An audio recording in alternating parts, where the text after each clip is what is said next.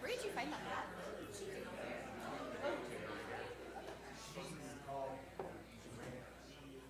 Yeah, that's good.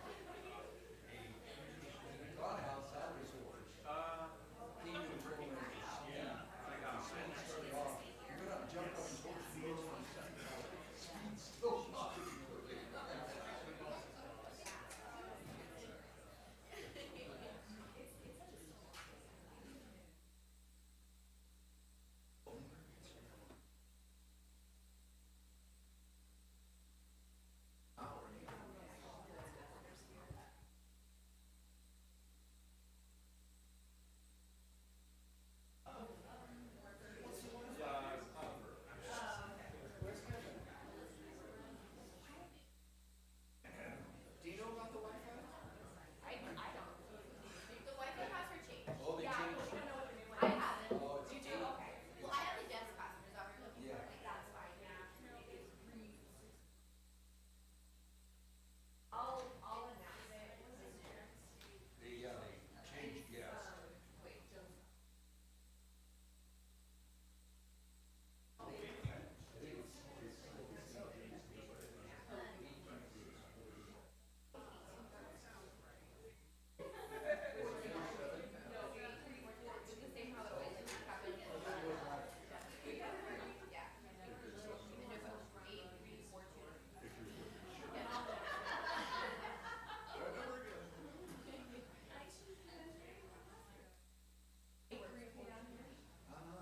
I'm just trying to log on right now for new.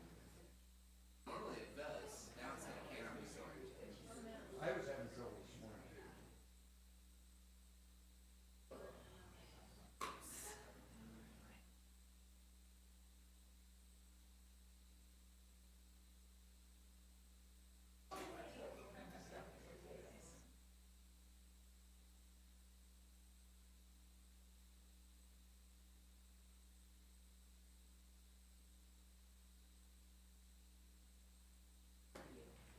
Oh, okay, great. That's how desperate I am. She's saying it's kind of okay. Yeah, I'm trying Well, you go ahead, you go ahead. I'll introduce you, but. No, and you're the one that has to keep Clark from asking 15 questions. I don't know if I He's can not- keep he's not that. listening. He's not, yeah. It never is. That's the problem with Clark. All right. Good morning, everyone. For those who don't know me, my name is Melissa Davlin. I'm president of the Idaho Press Club. Welcome to the Capitol Correspondent Association Idaho Press Club Legislative Preview for 2026. Most of you have done this before, but for those who are new, the governor is going to give us a preview of his remarks. All of these remarks are on the record, but don't be surprised if he doesn't want to scoop his own state of the state. Some of the answers to the questions might be wait until Monday. So with that, I'm going to hand it over to Governor Little. Thank you, Melissa. Well, good morning. I'll give you a couple previews. It's about 2.5 hours long. But yeah, there will be a few things that I'll probably want to hang on to till later. But the bottom line is, it is the state of the state is the state of the, and we've been looking back at, during my tenure around this building about, everybody talks about 2009. This is not in any way 2009. We've got record employment growth, record personal income growth. Our unemployment is one of the lowest. In 2009, we had 100,000 people out of work and 10% unemployment. So there's very little that's the same from the last significant slowdown we had. But whether it's and I do think, and I'll probably talk about it multiple times, fastest growing personal income in the nation. And granted, we started at a lower level, but that is a big deal. A lot of the things that people are concerned about, the cost of everything, inflation, that is always helped by personal income growth. And it's different in different parts of the state. When I look at the state economy, probably one of the challenging areas right now is agriculture. The commodity prices are not what a lot of my farmer and rancher friends would like to see. The mining industry is white hot right now.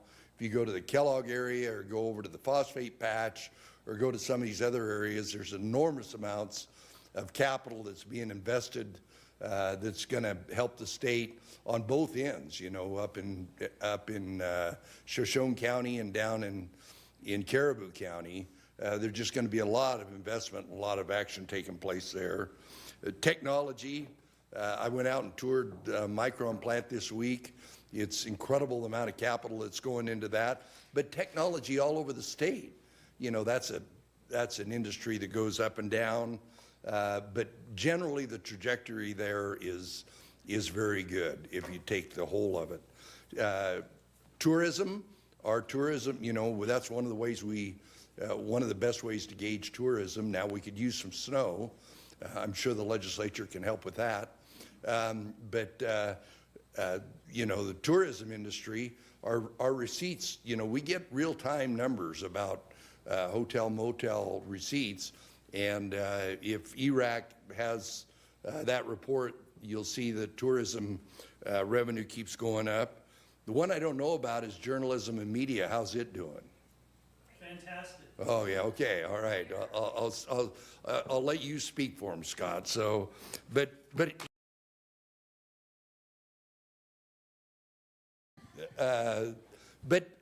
economy is doing good. But one of the issues that we have to are we today? Well, we had that incredible run of billion-dollar surpluses, and during that incredible run, we made investments in water, sewer, roads, build-up of our rainy day funds. We took care of maintenance.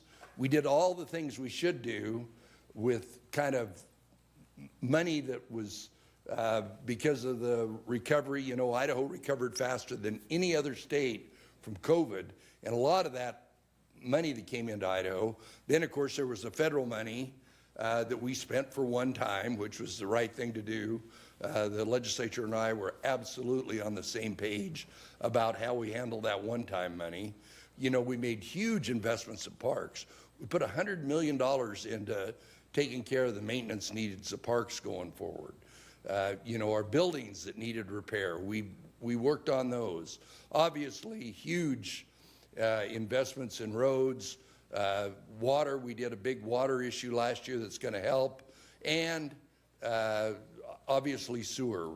There's going to be a lot of discussion about housing affordability, which there absolutely should be. I look forward to seeing the recommendations, but you can't have houses if you don't have sewer, water, and roads.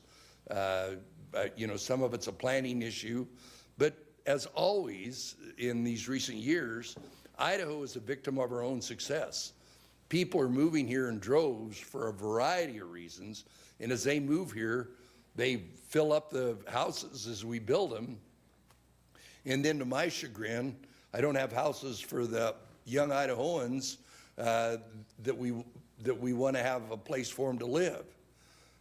Probably the biggest area where we've made investments is what we've done in K-12. We've increased K-12 funding by 70% since I got this job. Starting teacher pay,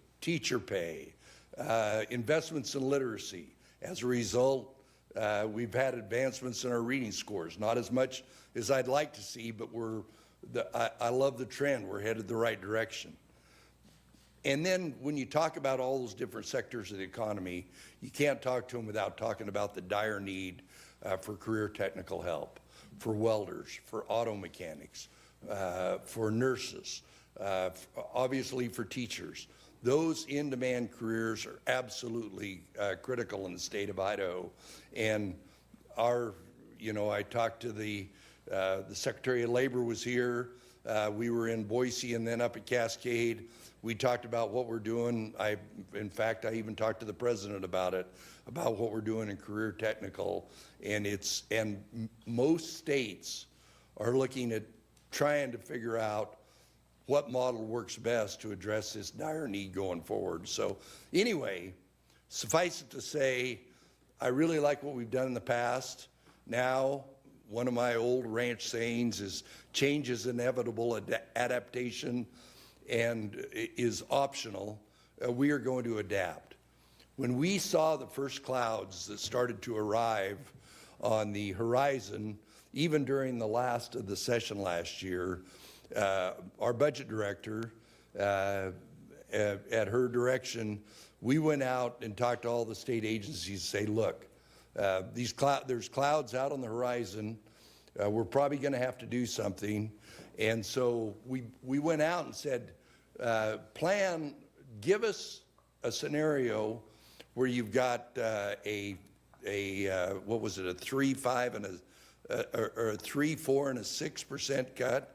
Anyway, there was a smorgasbord of options about what was there, so that the agencies internally started looking at what they could do or what would really be problematic. As more and more numbers came in, I issued an executive order, the Idaho Act, and we asked all the agencies except K-12 education to start a holdback for this year, fiscal 26, and then subsequent to that, we said we're going to recommend it for 27, the next year coming up. One of the things I learned in my old job from the old governor is the most dysfunctional thing you can do in government is do a holdback late in the year.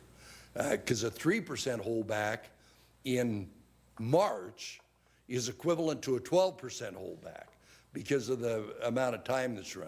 So if you're going to do a holdback, you want to do it early. You want to make that decision early. You want to let everybody know so they can be as efficient as possible in how they do that. Unfilled positions, purchases, fill in the blanks, implementation of programs, and I'll talk more about that on Monday in my 2.5-hour speech. But suffice it to say, we looked at this program. There is one news flash I'll give you right now. We are going to propose a balanced budget. Thought the crowd would go wild. But anyway, that's going to be a part of what we're going to talk about Monday. The budget director is going to be up on Tuesday at JFAC, is that right? Lori will be up on Tuesday. She's got a lot of the stuff that some of you are interested in, the nuts and bolts of the part of the budget, but suffice it to say that we are going to continue to balance the budget. We're going to plan forward. I'm optimistic, but cautiously optimistic. And of course, probably the first thing that the legislature is going to grapple with is how do we implement tax compliance. That's usually the first or second bill of the legislature. That'll be an interesting prospect. I did commit to the president when I met with him that we were going to implement compliance. And so that's kind of where I'm coming from. But anyway, with that, Melissa, I'm ready to go. Let me get my notes, see what I forgot. Thanks so much, Governor. And I'm going to take MC prerogative and ask the first question. Of course you are. Of course I am. As part of the balanced budget, are you suggesting or open to rescinding Medicaid expansion? No. No, you're not open to it. Well, we got a lot of stuff to do with Medicaid, but no, that's not. One word answers. That's all you're getting. Go ahead. So are you saying you veto? Well, it depends. For those of you that are new here, I don't commit on bills until I see them on my desk. Whether it's a black and white, but if you look at Medicaid, there's all kinds of unintended consequences. The raw number for repeal is not the actual number, and the Department of Health and Welfare is working on that. And you got to remember, we had Medicaid prior. We had it on our property taxes. I don't see anybody proposing, oh, let's get rid of Medicaid and put it back on property taxes. I'll be interested to see if that's part of the bill. Yep. Hey, Governor, thanks so much for doing this. It's really important that you're able to meet with us every year, and it's really valuable to share with the people of Idaho the plans for the state. And so I just want to thank you for being here once again and honoring this commitment for us. What I wanted to ask about is one of the last times that we were together in February at the Press Club breakfast. Bacon, there was bacon there. There was bacon there, and we'll see if we can do that again this year for you. You talked about that you were upset and frustrated with the amount of revenue reduction that the legislature pursued last year, and you told me that if you thought you could do $450 million, you would have proposed $450 million. Did I say that? Oh. Yeah, and what did you learn from that experience last year, and how does that guide you going into this session? Well, I've signed and supported for 7 years all the tax relief, and I'm a big proponent of it. It's tax relief in itself is always a good thing to give money back. The velocity of tax relief is one of the things that, and of course there's still different, going forward this year, there's still some spread in the numbers of what OB3 is going to cost. And I know that's going to, but we need to do that. That's one of the things that the legislative leadership have been good about, because we don't have rolling compliance. I talked to Governor Cox, and he's got rolling compliance in Utah. And, then it's how do you interpret rolling compliance?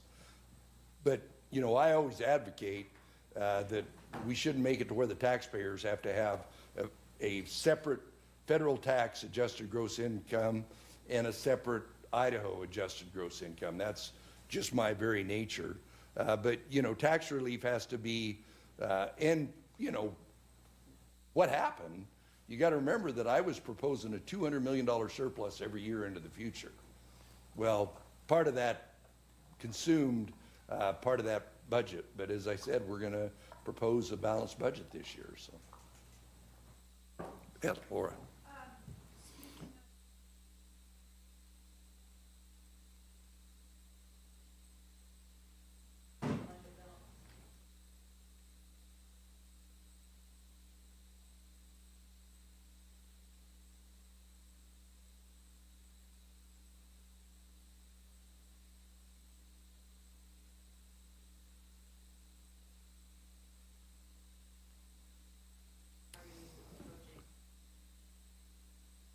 Well, so that everybody can hear the question, it's why am I so handsome? No. The question is, what is the spread between the tax commission's number for compliance on the one big beautiful bill and what's the name of the other group? The Tax Foundation. Not, that's the one here in Idaho, not the one here in Idaho. well, there's multiple national groups, but you know it's really quite complicated, and then you have to take it in light of our tax law, what we have in our tax law in Idaho compared to what other states have in their tax law. I think that's part of to your question. The spread between what the cost of the one big beautiful bill is, how do you recognize how we calculate adjusted gross income, carry forward losses, carry back, all of those other things. And so there's some difference. I mean, the numbers range from like 100 million to 400 and some million, but we will have a number for you Monday in our calculation. And real quick, Governor, so sorry to jump in, but we have a couple people who are watching online who are asking if you could continue to repeat the questions Okay, for their all right. sake. Thank you so much. Yes, sir. Have you had discussions with leadership and setting revenue projections earlier? Well, the question is about the timing of the final revenue projection number and whether our office has had conversations. We have lots of conversations with leadership, and as you are well aware, there's been a change in the leadership at JFAC. We've got meetings this week, and we'll have lots of meetings next week. So yeah, we'll have, as we always do, we communicate with our legislative partners at this time of year about, but to my point, to Laura's question, the big issue is what do we agree or not agree on about implementation of OB3 as far as taxes in Idaho, and then the revenue numbers. So. Yes. Can you share any more details about your plan to balance the budget without creating Medicaid expense? It's a big secret. The question is, we will implement a balanced budget that will be submitted as per Article 7, Section 11 of the Idaho Constitution, and it'll be a balanced budget, and more importantly, it'll be a structurally balanced budget. It won't be any, you know, there are 50-some or 40-some states that have balanced budget constitutional amendments or balanced budget laws, but if you look at their balance sheets, it's hocus pocus. Ours will not be hocus pocus. Ours will be balanced. There'll be some spending adjustments. There'll be some money that's available that it hasn't been used before. There'll be a few other things. There won't be a tax increase, and there won't be anything of significance from a fee or a tax increase. So you're going to have to listen to my 2.5-hour speech. Yes. Last year,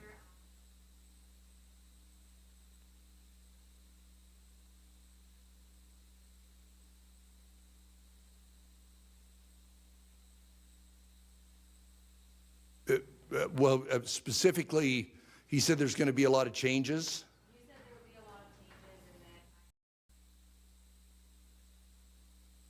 Well, well, one thing about it, in the last year, there have been a lot of changes. That's inevitable. But I will tell you that, there was so much one-time spike, as I said, for two reasons. There was the federal money, and there was the fact that Idaho recovered faster. There was so much capital flight that came into Idaho and that's normalizing now. There was the infrastructure bill. There was all those other bills. That money's, I think almost all of it, there's some of it that was dedicated, that was properly appropriated by the legislature. It's still, there's money for broadband and a couple other ones, but that's gone. But as I said, the right thing we did is we took that one-time money and only spent it for one-time investments, so. But do you think there was an economic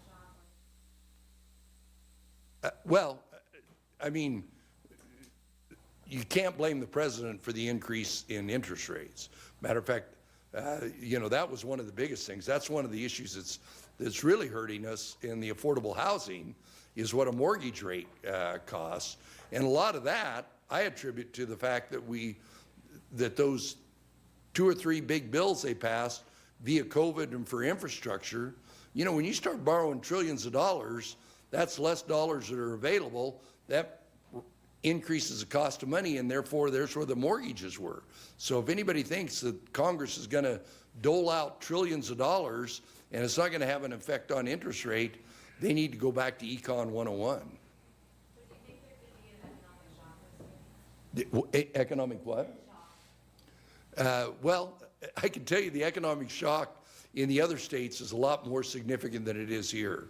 Those states that took that one-time money and build up ongoing program, well, look at the state of Washington. Look at the tax increases they're having there. And I can tell you, from knowing a lot of businesses in particularly the eastern part of Washington, the capital flight from the state of Washington to Idaho is a significant number, and they spent one-time money on ongoing programs.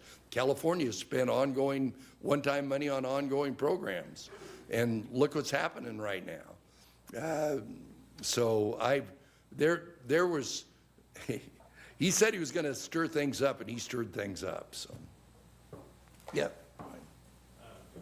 Will your budget continue to exempt? It's going to be pretty close. And The question was my budget on K-12. You're going to have to wait, but you know what I did when I passed the Idaho Act.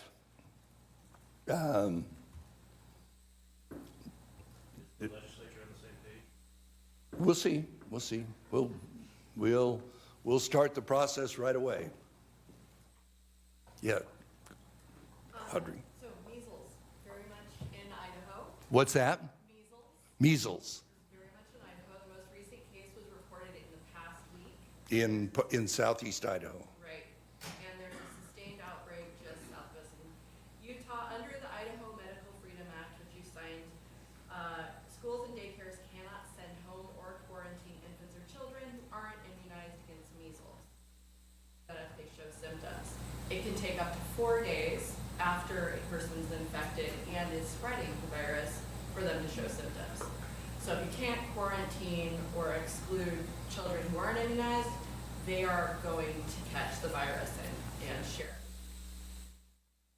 So do you believe the Idaho Medical Freedom Act protects children and families from the disruption and health risks of measles and allows schools and businesses to do what they believe is best for the people they serve and employ? Well, the question is about measles, and under the Idaho Freedom Act, about what specifically in code, what they can and can't do. Measles is terrible and a very, very highly infectious disease, and but it doesn't say anything about educating parents and about telling the parents, if your child is not vaccinated, you better not bring them. Matter of fact, if you can, I think a lot of it's going to be education. I'm concerned about it. You know, our vaccination rate in particularly certain parts of the state is starting to get down to a number to where we're going to be susceptible. I think we need to continue to educate parents. We need to educate the public about the dire circumstances of a wholesale measles outbreak, and a lot of that's going to require education of the parents. But a child cannot be vaccinated for measles. But an entire bunch of infants Are you saying that, that parents, if aren't sure whether their daycare has a kid with measles? Well, that's where the parent needs to talk to their doctor. They need to get the best medical advice they can about what to do. Their only option then is to keep the child. They need to talk to their doctor about what they need to do. So you do believe that affects children and families? I think parents need to talk to their doctors and make that individual decision. Yes? How do you balance what needs to happen with the rainy day fund? Well, the question's about the rainy day fund, and in fact, there's multiple rainy day funds. When you net them all out and total them all up, you will see on Monday what we're proposing in that area. For me personally, one of my, even before I was even in the Idaho legislature, I was concerned about the fact that Idaho didn't have a AAA credit rating. And now we do have a AAA credit rating. And it was interesting, Idaho's never had a lot of debt per capita. But the two things that are the reason we have a AAA credit rating is the fact that we've got a rainy day fund that'll give us a shock absorber. But the more important thing, because I talked to the bond rating agencies when I was Brad the rancher, before I was ever in this building, and they said your personal incomes aren't high enough to give you enough resilience in your economy. Our personal incomes are going up, so it's a combination of personal incomes and rainy day fund that maintains our AAA credit rating. But it's just like your own credit rating. It's nice to have, but if you're not borrowing money, it really doesn't make any difference. But someday you might have to borrow money, but I just think it speaks well. I think the people of Idaho that live here, the people of Idaho that invest here, want to know that the state of Idaho is on a sound fiscal, and so that rainy day fund is a part of it. Funds, plural. Yes? President Trump recently.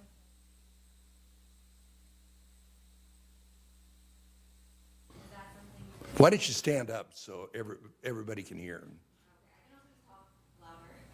Either one.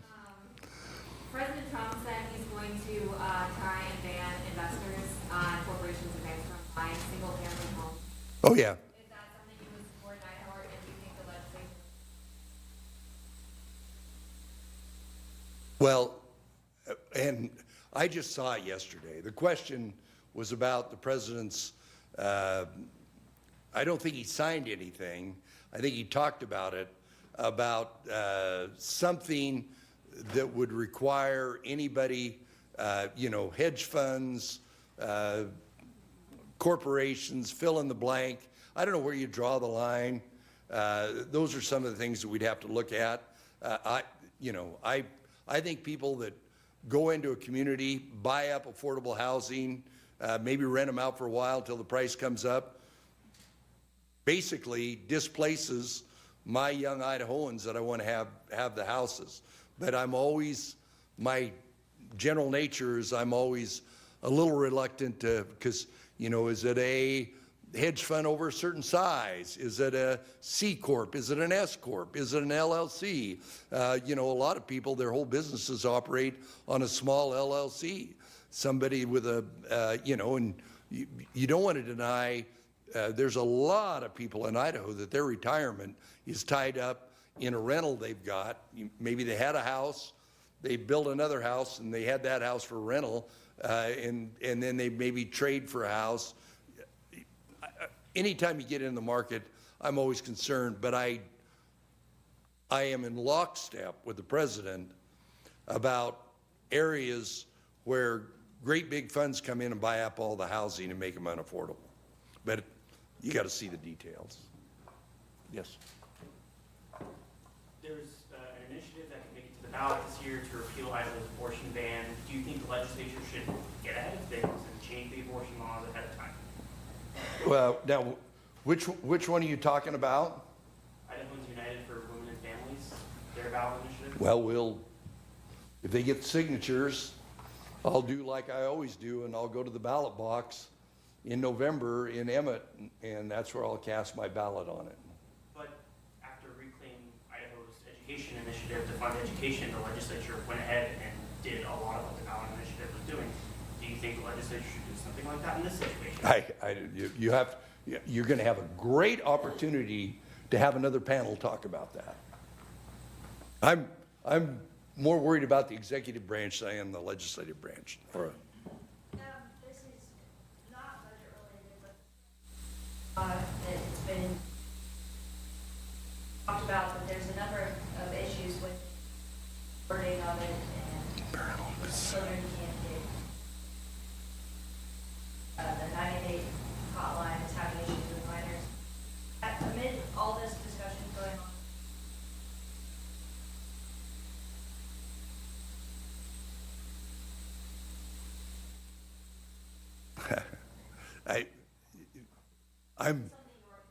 I'm about the parental consent question. Laura's question was about that, and then about what are they going to do. I don't know. Right now. You'll hear Monday at 1 o'clock in my 2.5-hour speech about all the different details that I'm going to be concerned about going forth in the legislature. And then if they come up, we'll have discussions with the sponsors. We meet every week with legislative leaders, and I meet with legislators all the time. So we'll see what happens about what the priorities are. I do think I think the early filing deadline is going to have my experience from being around for a little while is it's election year and the filing deadline is earlier. I think there'll be some sense of urgency. Of course, I know that after my 2.5-hour state of the state, the legislators are going to say, why don't we just pass this budget and go home? is it one of your, so it's not one of your top? No, but I'm concerned about it. Joe. Governor, I've heard from some lawmakers, like the tax cuts from last year. Do you think we can do more? Budget situation, tax cuts, possibly in this session? Joe's question is about additional tax cut this session. As I stated, we got to get our arms around OB3 and the implementation, because that's going to make a difference in what's available.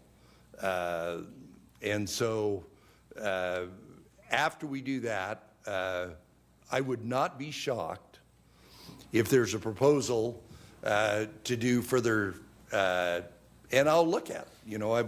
It depends upon the magnitude on it, depends upon who pays it, depends upon who doesn't pay it, depends upon all those things.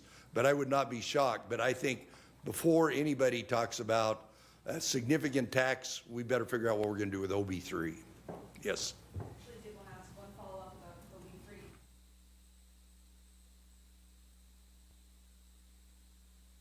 OB3. The question, I love that question. I could filibuster on this forever, but the question is about why it's important to conform. One of the things I'm going to talk about is that, but everybody's heard me say this before, is that good tax policy should be fair, simple, predictable, and competitive.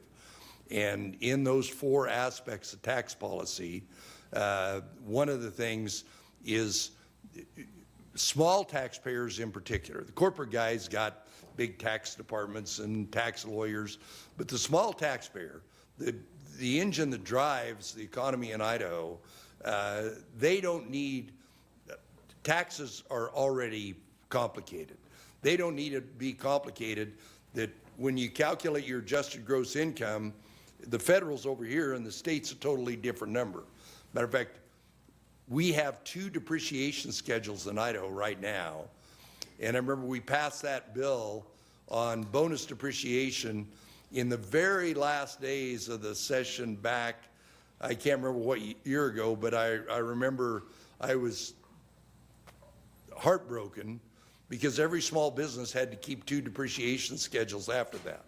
Well, in the defense of the legislature, Congress passed a bill that took effect in like the middle of March, and if we complied, we'd have had to go back and redo all our budgets, so we just didn't comply on the bonus depreciation. I don't want to do that again. One big beautiful bill is here. I want all taxpayers in Idaho, whether it's tips, whether it's overtime, whether it's retirement, I want them to know, and I know there's already 8 states that said they are not even going to comply with those 3 things that go to the, basically the middle class, and in the instance of tips, even, the lower part of the middle class, they weren't even going to make that available. So that means if you're getting overtime, the federal government's going to allow you to not take a deduction on it. The state's going to do it, so you're going to have 2 different tax forms. That's why we need to, and I have all kinds of complaints about how the IRS, the federal, they would be way better off if they had a tax system that's similar to ours. But that's my soapbox on tax policy. Kevin. Governor, a woman in Minneapolis was fatally shot yesterday by an ICE agent, and President Trump's immediate response was to blame the shooting on the quote-unquote radical left. And this isn't a one-off. We've seen the president criticize the Kennedy family after Teddy and Schlossberg's death, the comments he made about Rob Reiner, the insults that he's lobbed at political foes, women in the press corps. You've accepted the president's endorsement. You're comfortable with his endorsement, but are you comfortable with the coarsening of the rhetoric that we seem to be seeing from the White House on almost a daily basis? I've got to repeat this. I might edit the question as I repeat it. The question started off, Kevin's question started off about the president's comments about the very unfortunate event that took place in Minneapolis yesterday. And then some of the other things. Look, almost everybody in this room knows my style, and they know that's not my style. Almost everybody in the room knows the president's style. That's the president's style. His style is not my style, but I got to tell you, Idaho is way better off that he's president in so many different ways. And I tell you, even going back to Ronald Reagan, there were things that Reagan, Bush 1, Bush 2, Trump 1, that I disagreed with. That didn't mean that I wasn't supportive of him. Would I do things different? Yes. But on the other hand, I'm not sitting at the Resolute desk like he is. And so, I'd probably do things a little different. Joe? Trump administration executive order on the reclassification of marijuana. Advocates of that says open the door to research marijuana THC products for medicinal uses. Back from Idaho's congressional delegation and state lawmakers, do you think are open for Idaho to explore this, or do you disagree with the executive order? But Joe's questions about the president's recent reclassification of marijuana from a class 1 to a class 3, and well, first off, and I think his final part of his door open. The door's not open as long as I'm the doorkeeper.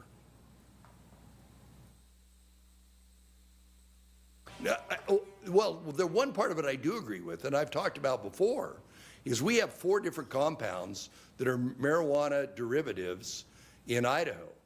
And if the FDA needs to do research on it, and they can take a marijuana plant, and there's a zillion different subspecies of marijuana, and find something good out of it, that we can make sure what the pharmaceutical grade is and make it available. I am, because we've already got 4 of them. Cancer treatment for nausea, those other things. I am okay with that, but anything that opens the door to the phony recreational marijuana we see in a lot of other states, or the phony medical marijuana that we see in other states, and the recreational marijuana, as long as I'm standing by the door, it's not going to happen. Listen. got a question from Heather Ann Wagner from KMVT. She says, how far apart is the budget you'd like to have versus the budget you have this fiscal year? And the follow-up, do you think the cutbacks will have long-term impacts to Idahoans? Heather Ann's question's about the budget that I have and the budget I'd like to have. There's not much difference. I mean, given the circumstances, would I like to have more money? Yeah. Do I think it's always good for state government to reset and really, you know, the incredible work of my state agencies to cut every one of their budgets by 3%, and with the exception of one or two places, to not hear people howling is an incredible testament to the way our agency directors run the state. So we will see. I think revenue is going to normalize going forward from where it is. You know, some of the ramifications of OB3 are if you look at our corporate revenue, it's gone down. I think some of that's going to come back later. So we'll, you know, there's some things that we have that I will talk about my 2.5-hour speech on Monday about. I'm trying to get the legislators to not show up. Is to some of the things that we have going right now that we'll have to delay implementation in to one extent or another. So, yes. Brittany Bryan with Investigate West. I've been reporting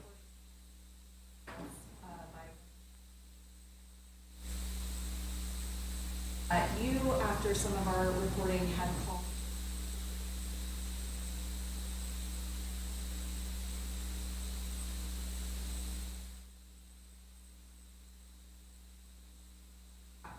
for a review.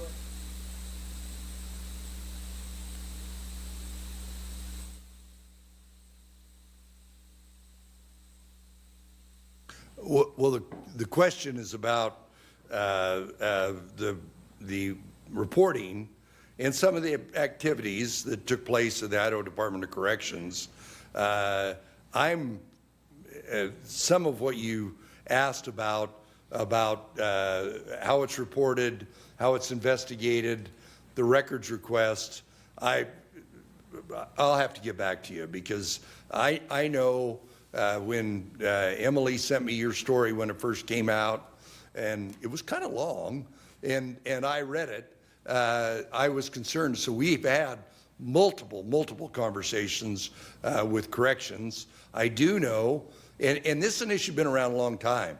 The federal PREA law, we have spent, the Idaho legislature, we have spent a fortune remodeling our corrections facilities and county jails to where we can be more compliant, because we had places that were out of vision. We had to do a lot, we spent a lot of money to where we'd be in total compliant. To my knowledge, the last audit we got from the feds, but we do not take those stories lightly. We are very concerned about them, and we'll get back to you about our conversations with corrections. Yes? I wanted to ask an immigrant. Okay. So I know you, last session, you were supportive of the Idaho ISAC that came out of the legislature, and also signed 287J with ISP. But also last session, you seemed concerned about the long-term workers who work in agriculture who have lived in Idaho for a long time.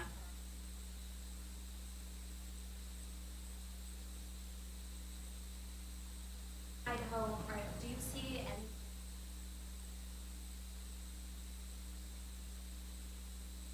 Well, the question was about undocumented people in Idaho, what's taking place in the federal government, what's taking place in Idaho. To ask if Idaho has a role, as a matter of fact, I helped draft the legislation 20 years ago about benefits not being available to people that are undocumented. That's been the law of the land in Idaho for a long time. Obviously, what we're doing, working with in conjunction with the administration on dangerous criminals, we're working on that. On the other side of that, I've had conversations with other governors, with the Secretary of Agriculture, with the Secretary of Labor. I briefly talked to the President about it, about what we need to do going forward, about what programs. You know, the conversations we had up until 1 year ago in this country was, first we have to secure the border. The debate about that is over. Now is the time to take steps 2 and steps 3. What kind of a program do we have? How do we enforce it? What do we do on timelines? What do we do on people going back? So I think as we recognize the fact that the very totally agreed upon, we have to secure the border, that's more or less a question in the past. Now we need to talk about going forward. Americans and Idahoans expect this to be a country of the rule of law. And the people that are here, you know, some of them, you know, the Dreamers kind of another issue, because it's not like they were some little kid violated some, but there's a lot of other people that came here. They went, their visas expired, their student visas expired. How do we address that?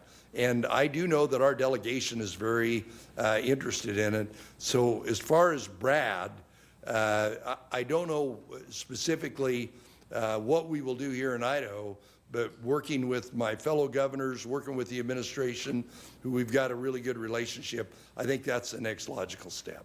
So, Joe? OPE had put out that report on ILA, presented here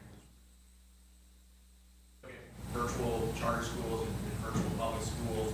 Do you think, following, so of course your comments in the letter that was included in the giant packet, do you think that lawmakers need to look at the funding formula for public schools of all kinds, or do you think maybe they're just...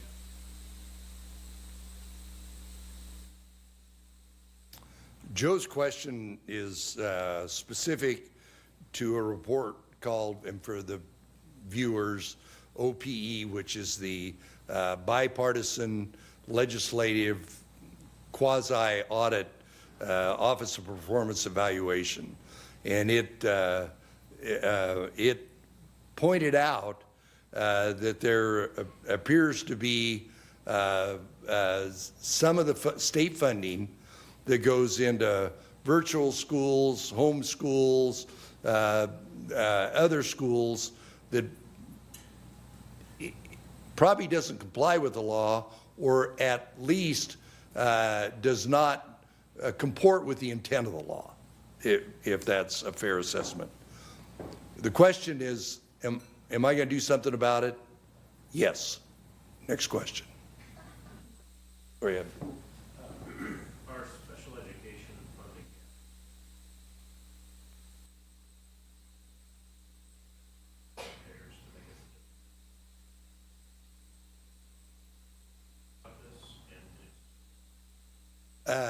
Well, the question from Ryan is about special education funding in K-12. You all know that the superintendent and a lot of legislators, a lot of the education establishment, whether they be teachers, trustees, superintendents, are very concerned about it.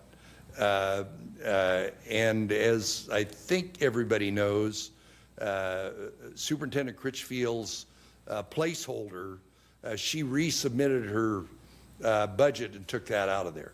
It is a critical issue. Matter of fact, I met with education stakeholders yesterday and the superintendent, and I asked a question about what do we hear from the federal government, because a lot of our special education is funded through the U.S. Department of Education. And matter of fact, I've talked to the secretary about this, about what the indications they're going to send the state money to the state of Idaho. We don't know how they're going to send it. We don't know where they're going to send it, and we don't know what strings are on it or what strings that currently are on it go away. I talked to the superintendent about this last year. I'm a little surprised that the administration hasn't finalized, and maybe they have, but when I talked to Debbie yesterday, that was not the case. But we have got to figure out what we do in special education, but a lot of the cost of special education are because a lot of the money we put into it's from the federal government, and we all know the rules. If you take money from the federal government, you've got to comply with their rules. If they will, and I know some of the rules in specific, if they will dial some of those back a little bit, we can make our current special education money go forward. But, that was a new ask, and Debbie, to her credit, pulled that back.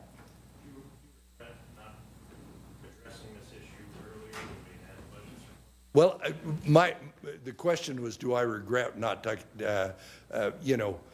there's only so many things you can do. We did, I did teacher pay, and then I did health insurance, and then I did career ladder, and then I did career ladder enhancement, and then I did literacy. There's always a longer list of places that we need money, and in fact, for me going forward on special education, to your point, I think we got to talk about the behavioral investments in behavioral health. And there is some nexus between behavioral health and special education, but for the most part, they're somewhat separate. As we normalize things, I think special education behavioral health investments are two investments that we need to look at critically with the superintendent, with the state board, with everybody else. So, Clark? Yeah, Governor, next week families will be able to start applying for the parental choice tax credit. I wanted to see if your legislative colleagues have asked you to increase the funding beyond the $50 million, or whether you would be open to do so, and then I'll have a follow-up on the back end. Well, you're going to get a chance to take a cut at the apple as soon as you boot me out of here, so you can ask them. But with the buck stopping with you, would you be open to expanding the funding beyond the $50 million as the state's chief executive? Well, it shouldn't be a surprise. The question's about the tax credit, and it shouldn't be a surprise that given, I just talked about the question about special education. My budget director, when you see her, she generally dresses in black this time of year to reflect the budget. There's not any new money. So we are trying to do all we can to make the budget balance. And so new money is, and I'm fairly confident that my legislative partners will agree that there is no new monies. Yeah, thank you for that. And a real quick follow-up along the lines of what Joe talked about. When this parental tax credit goes live, how do we ensure that we don't have some of the same problems that came up in that ILA report, where taxpayer dollars might be going to things like video game controllers and hunting equipment and hoverboards and those litany of things that were identified by your OPE? Well, Clark's question is a tie-in between the OPE report on what we do in virtual and what's going to be under the tax credit. I do think it's prudent to look at both of those kind of through the same lens. What is the legislature's policy on how we spend education dollars? Do we waive the Emmett School District from all the rules and regulations? Do we waive a private charter school or a public charter school or a school in WEI? I think the legislature's intent is that education funding be fair and uniform as best it can while we address, challenges of special education in rural and small schools. So I think your question about should we align changes that we do in the online learning with that piece of legislation, and I look forward to working with my legislative partners on anything we could do there that we do, because that program, I signed that bill, that program needs to work. The people that were advocates for it want it to work. They don't want it to fail. They don't want people buying hoverboards and video game controllers, because that is not a good look for them if they want to get more money into it or if they want to maintain the money. So I think the advocates for it would be all in and making sure that there's no waste, fraud, or abuse in that program. Yes? You said Idaho's way better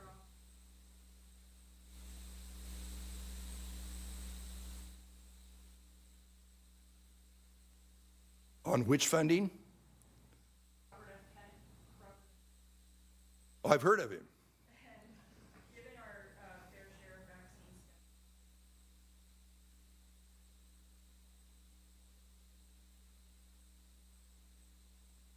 vaccines. Your specific question is to the changes that HHS made this week on what vaccines are available. On what vaccines are recommended. Are recommended, yeah. Yeah, and that is a good point. The question about the action, those vaccines are available, they're just not recommended. This goes back to my other question. Talk to your physician. Talk, you know, and they're still available. And I think what I don't know is if some of the, I think hepatitis A and B were on the list, maybe flu, hepatitis A and B, maybe COVID. I don't have my healthcare specialist, but I think those were some of them.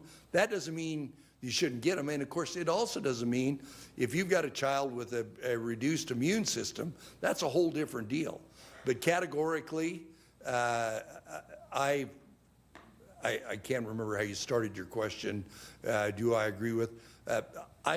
We need to make sure that we keep herd immunity in our population. And obviously, MMR vaccine, obviously some of those other things. And of course, as we all know, which is taking place this year, flu morphs itself very fast. It appears this year that the flu vaccine is working relative to some other years. So I think I agree that we ought to, it should not be cumulative.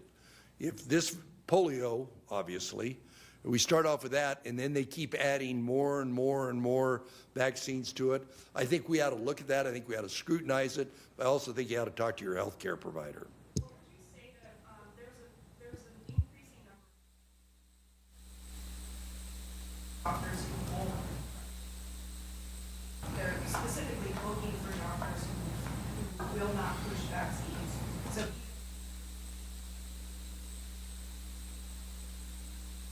But specifically seeking doctors who won't. So what's your solution to that? Do you have any concerns? well, I think the question is, what about doctors that don't make recommendations?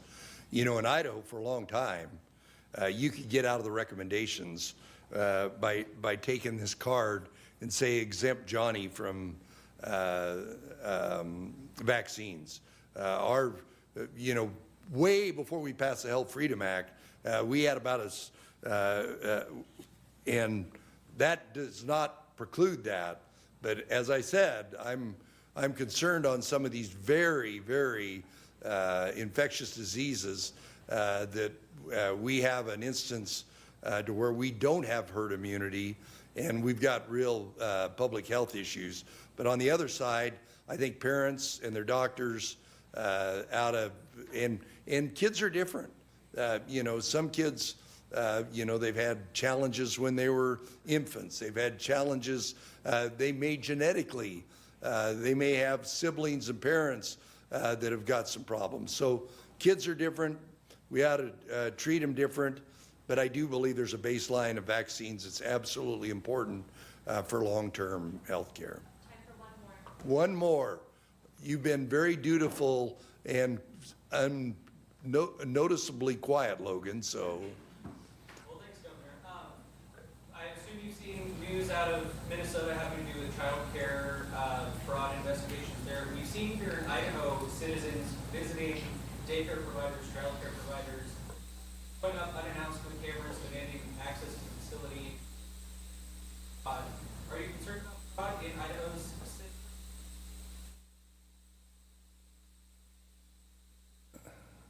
I can edit his question to my delight, but I won't. I think Logan started off talking about the issue in Minnesota, which was abominable, and about fraud and about people showing up in Idaho and going to daycare. And I think his question is, am I concerned about fraud? I'm always concerned about fraud. I mean, but if you look at our programs, you look at SNAP, you look at Medicaid, you look at all the programs. If you go to HHS, if you go back and talk to Alex Adams, who got a new job back there, Idaho's compliance rate is one of the highest. And whether it's any one of those programs or child care. I will tell you that the grants for child care, that a lot of things haven't even gone out the door yet. You know, I want child care to be more available and more affordable. There's a federal program, an existing federal program, but I also think that we need to do all we can, and we put some one-time money into it during COVID to build capacity. You know, these small communities, particularly small employers, they need to go together and have, because the best way to recruit and retain good help is to have quality daycare available for them. And I'm for that, but I'm not a big advocate of the state having to pick up all the tab. We need to do all we can to help those healthcare providers. All right. What should providers do if they have citizen journalists or activists showing up asking to see the facility? Well, the same thing they do when you regular journalists show up.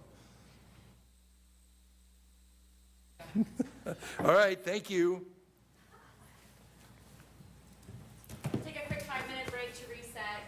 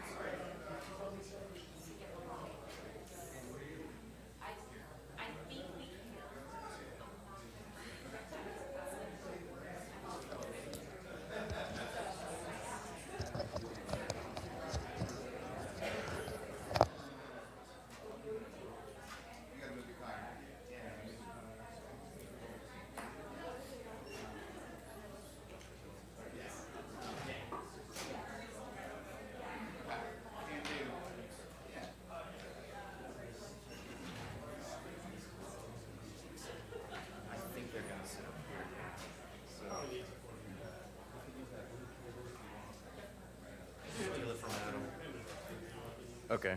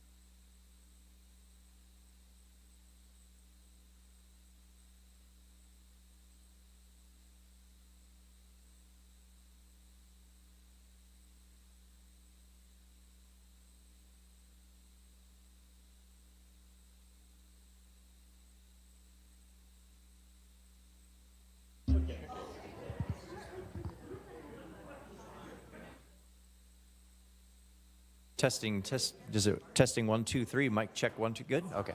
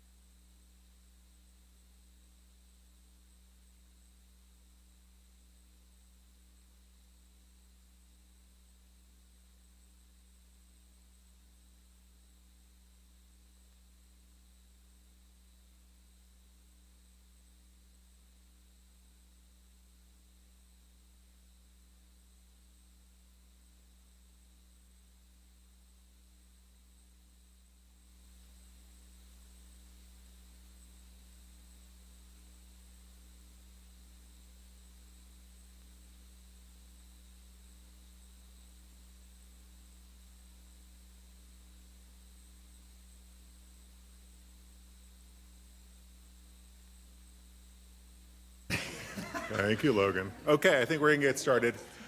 This is the Legislative Leadership Panel, the second half of our preview. I'm going to get off to the side here pretty quickly and field questions from you as we go. But first, introduce our panel, Senate President Pro Tem Kelly Anthon, House Speaker Mike Moyle, House Minority Leader Alana Rubel, and Senate Minority Leader Melissa Wintrow. I figure we can let them start by just taking a couple minutes to give us some introductory overview remarks, and then we'll throw it open to questions. I guess that's me. It's whoever wants to talk most. Well, I don't know if I want to talk most, but thank you for being here today, and thank you for inviting me. If I seem frazzled, I am. I just spent 3 hours white-knuckled driving from Declo to Boise. It's the worst in all the many years that I've driven to Boise.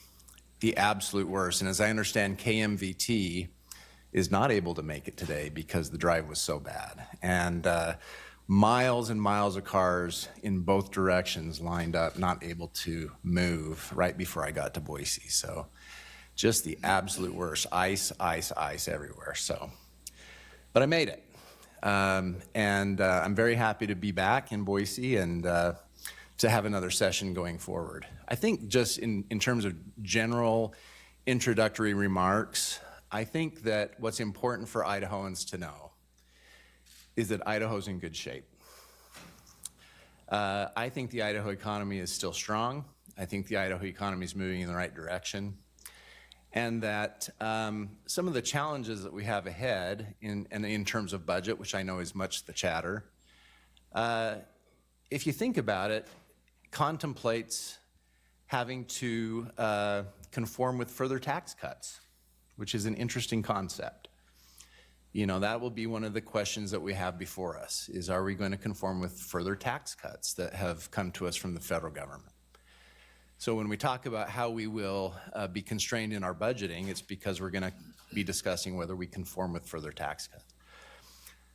But that having been said, in my neck of the woods, we do have challenges in our ag economy, and that concerns me greatly. As somebody who grew up on the farm and lives on the farm, the commodity prices in terms of the sugar industry and the potato industry are very, very concerning. And so that's on my mind. But I do have a generally I do have a very positive outlook for Idaho. I have a positive outlook for the legislative session. And I think that what I anticipate us is buckling down and dealing with the constraints that we have and walking out with a good balanced budget. One other thing I'll say just in introductory comments that I've been thinking a lot about is that sometimes we have to go without. And those who know me inside of the legislature know that I care very much about the rural communities. And that last year I fought for some money for the rural communities. And that I understand, I'm going into the session knowing that we may have to pause on some of the programs that I love. And that hurts my heart a little bit, but it's, you know, this is how we manage things, just like my family manages the budget. You know, sometimes you pause and sometimes you move forward. And at the end of the day, I know that we will solve the problems that we have in rural Idaho, and I'm very positive about that. So I guess that's all I'll say for now. Thank you for an opportunity to be with you here today. I appreciate you putting this on. I'm Mike Moyle, Speaker of the House. As I was sitting here thinking about what we're looking at this next year, we're so blessed to live in Idaho. We have the best state in the nation. I know you hear a lot of griping and complaints and concerns, but if you look at overall what's going on in this state, we are in amazing shape. We don't have a problem. Things are really good. And in fact, if you look at last year's budget, we left $430 million on the bottom line in case we did have a problem, right? Now, I don't think when we left the legislative session last year, we realized that Congress was going to pass the big, beautiful bill on July 1st. And then the following month, we would start seeing revenues in the state of Idaho go like this. But a lot of that was not because of what we did in Idaho. That was what was handed to us from the national level. In Idaho, we left here with a balanced budget, substantial reserves on the bottom line, and we were in good shape. And that's why we're in good shape today. I think that that big, beautiful bill, just so you know, has 39 tax relief components to it. 39, that's a lot. And they affect every citizen in the state, and it is tax relief. So we're in a really interesting situation this year where we're going to have the opportunity to go in and possibly reduce some government spending, which I totally support. And at the same time, we're going to give tax relief, which is kind of a interesting dynamic to be in. I firmly believe that in the next coming weeks, as the revenues come back around, I think you're going to see an increase in the revenues. In the big, beautiful bill, one of the components they had goes back into 2022. So when the legislature meets, we're going to have to decide whether or not to conform to all of those. But because of some of those parts of that bill, I think that some of our corporate side of things have been taking advantage of those, even though we have not conformed yet. And I think that makes the numbers look worse than they probably really are. I think that our business friends are looking at the same thing we are. They're trying to get their hands around what's going to come to us from the federal level. I'd also remind you that income and sales tax revenues are still on par with what they need to do. It was only corporate. I would remind you that the workaround for corporations has changed the way corporate taxes come into the state of Idaho. We always see a bump in December. So I'm really excited, or interested, I should say, to see what happens in the coming weeks when we see what those revenues are. But I want to emphasize something. One of the things that really bothers me when I read the paper, it sounds like the whole world's coming to an end in Idaho. We're talking about, what, 5% cut Our ag guys are looking at substantially higher cuts than that because of what they're put up with, and they'll make those reductions and they'll get through it. The state of Idaho is in good shape. It's going to be good. We're all going to do well. We'll do our best to protect education and those important budgets, but at the same time, we'll make those needed adjustments to balance the budget and get out of here. And we'll continue to be what we are now, the best state in the nation. Thanks.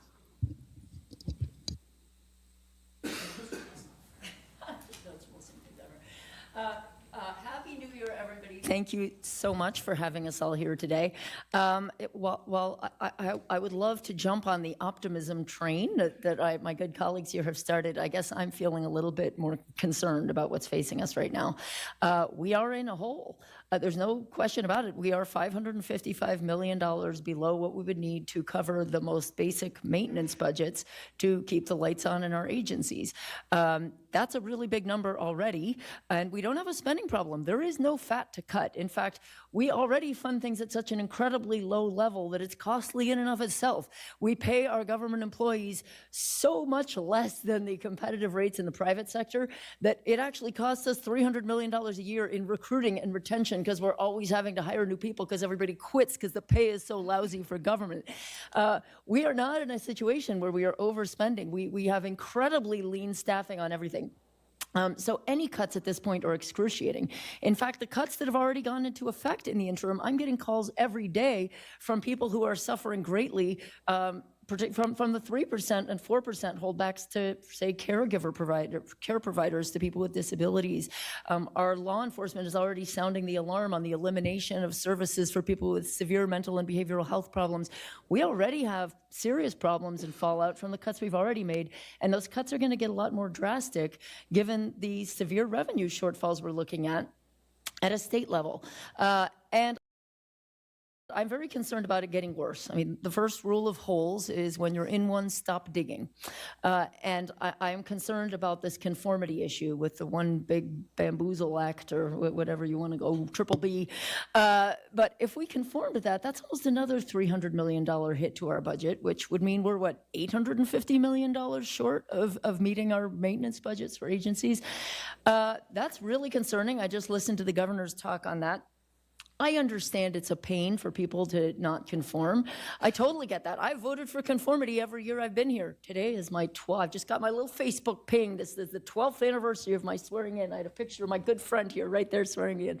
But every year I voted for it. I totally understand why it's advantageous to do, but it's also advantageous to not be in nearly $1 billion budget hole.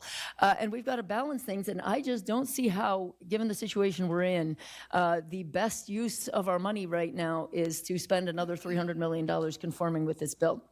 I think the federal government, they can run debt. They can rack up a $9 trillion deficit at the federal level and still pay the military and still pay Social Security, and they can just borrow to cover it.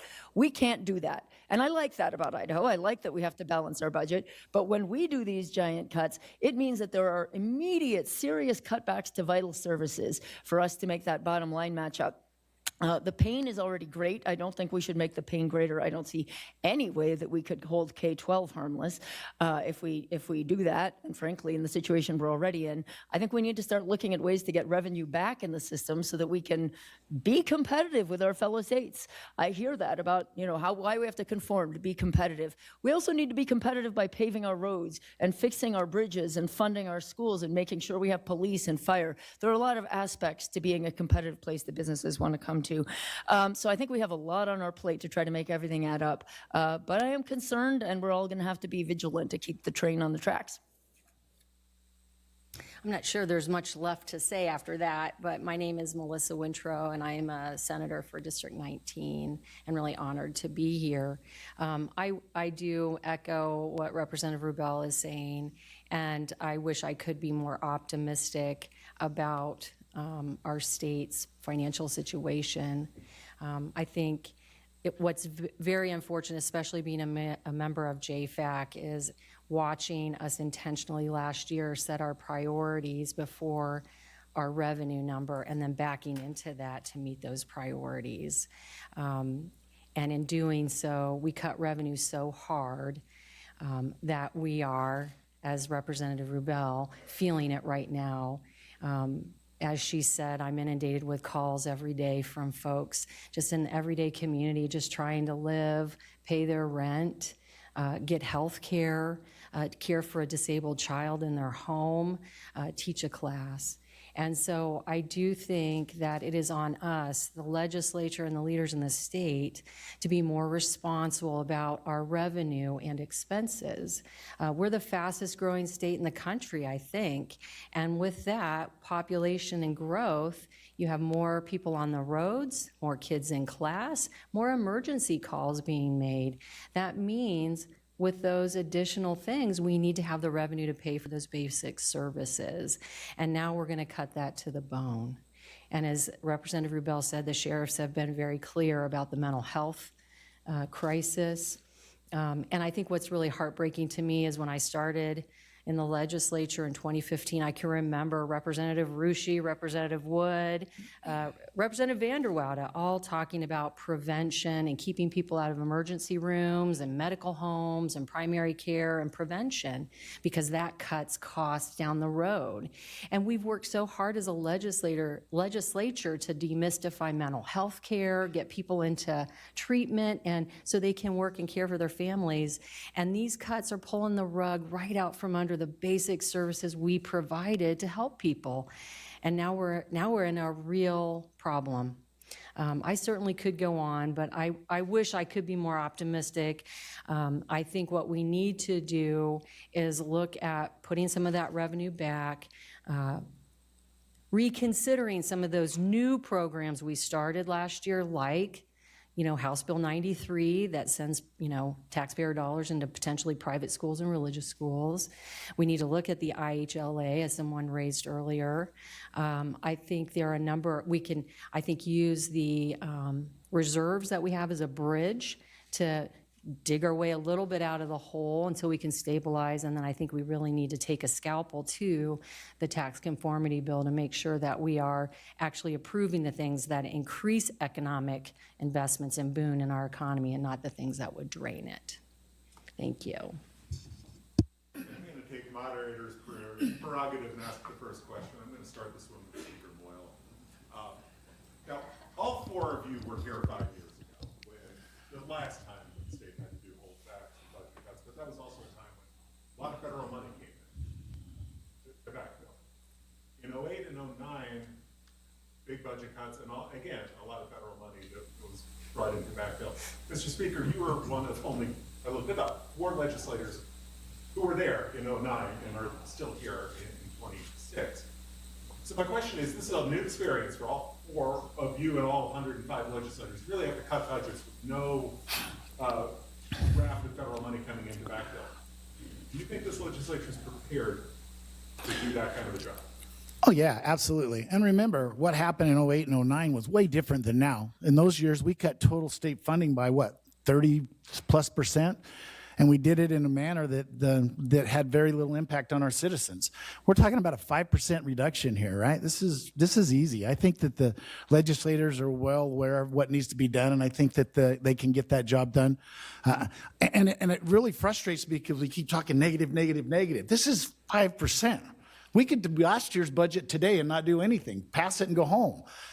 Think about the poor guys in our economy that are growing sugar beets or potatoes. They're looking at 30 and 40% reductions, 30 and 40% or more. And we're whining about 5. It's going to be just fine. We're in good shape.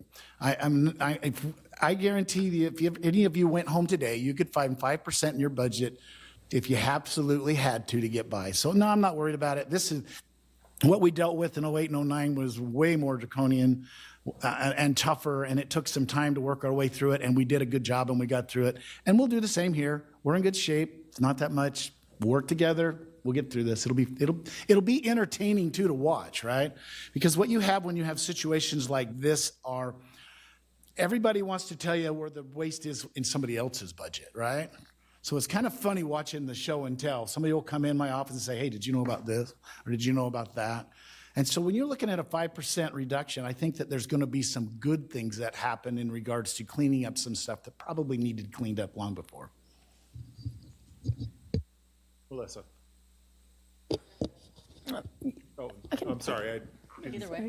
can see you leaning forward. Yeah, I guess I'm not, well, I'll have to have a little sidebar with you. I'm not totally sure why we're only looking at a 5%, because our state budget is, what, $6 billion-ish? And if we're $850 million short, don't know my calculator would think, but that feels like more than 5%. I think we're going to see, I mean, we're already at almost that number just on the interim cuts.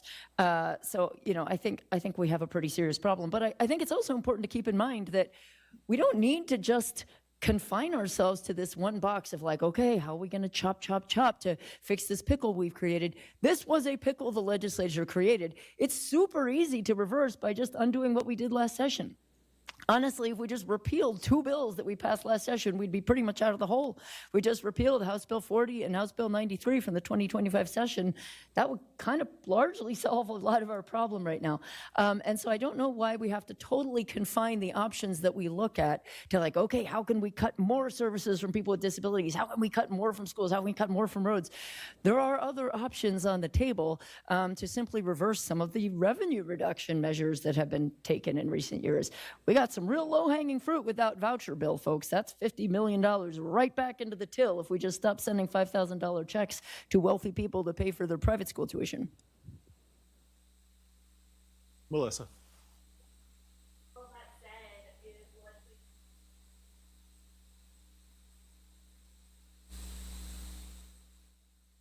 Extension of child tax credit. I'm sorry, I'm just repeating for the stream folks.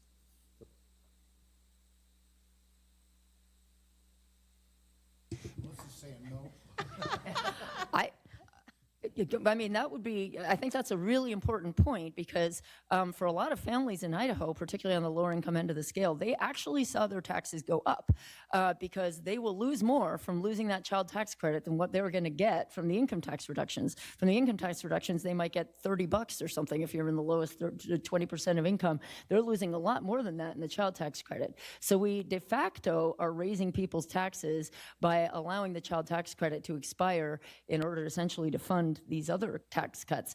I would love to see us renew those, but we got to find a way to pay for it. I would love to see a package deal whereby we rejuggle things, maybe undo some of those income tax cuts and use that money to fund the child tax credits, which would get the money to people who need that tax relief a lot more. Ryan, and then Logan.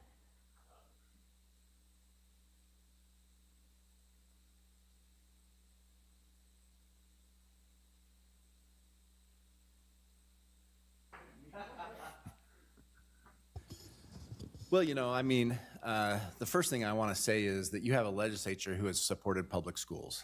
I mean, if I look back on my legislative career, take a look at it. Take a look at the billions of new money that has been poured into the public school system. I look back on my career, the billions and billions of new dollars that have been poured into the public school system since I've been in the legislature. That's a legislature that the Idaho legislature supports public education. When I came in the legislature, the starting salary for a public school teacher was in the bottom 10 in the United States. Today we're in the top 10. So I think you have an Idaho legislature. My first remark would be the Idaho legislature supports public schools and will continue to support public schools. And I have not heard any chatter of trying to back off of that position. And I've recently had conversations with a member of JFAC, and I have not heard any talk of dipping into our savings or doing anything. We're trying to keep things whole and move forward and protect our public schools. I'd agree with that. Public schools has always been a top priority for the legislature. You have an interesting thing going on with public schools, though, as you've seen the last 3 years with declining enrollment. And that will have an effect on that budget. I believe that some of the things I'm seeing, there might be another 4,000 or less students this year than last year. Not sure what that number is.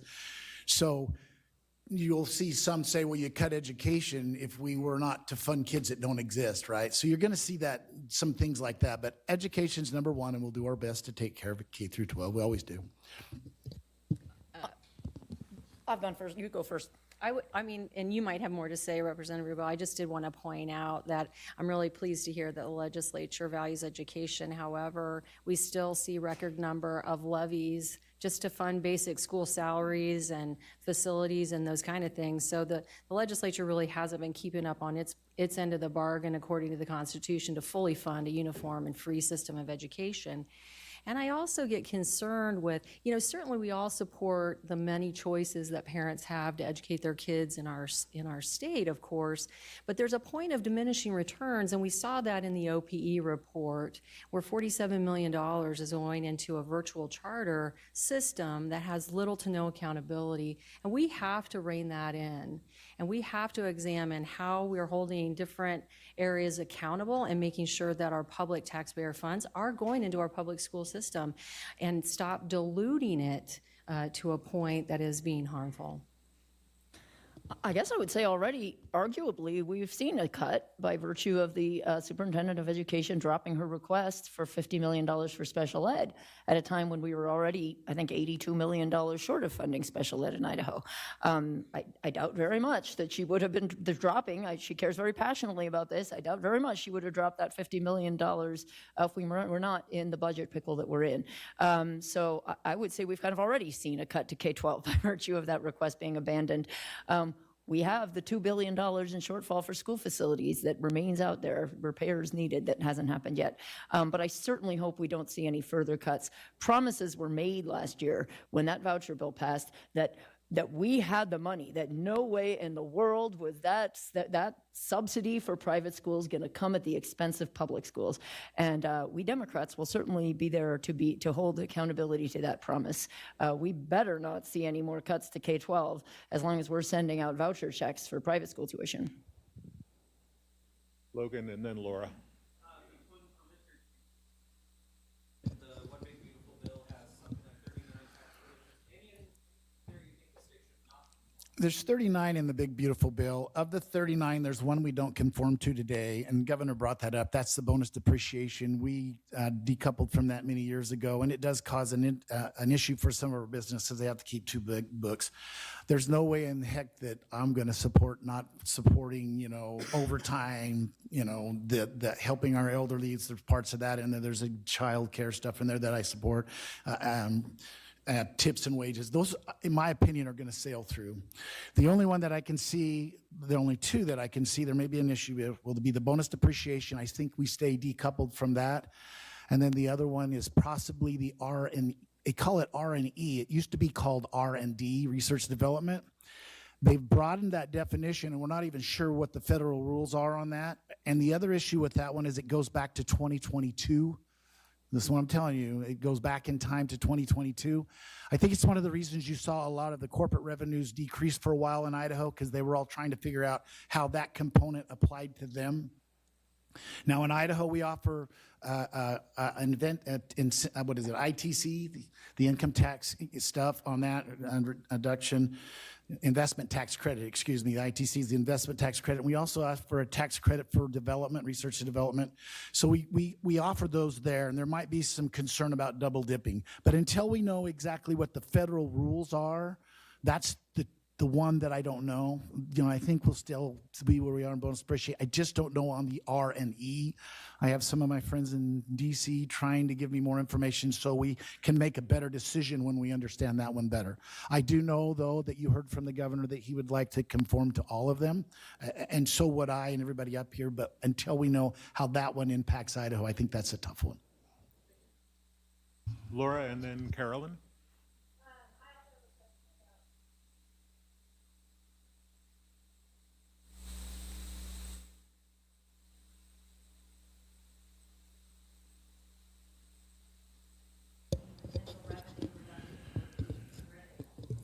Well, see, and that's a good question. That's why I said what I said earlier. You're in an interesting dichotomy where we're going to be cutting taxes when we conform, because we're going to conform to some of that. I mean, unless the Democrats want to throw out overtime and tips and stuff like other states, but I don't even see that going anywhere. We're going to conform to all of those.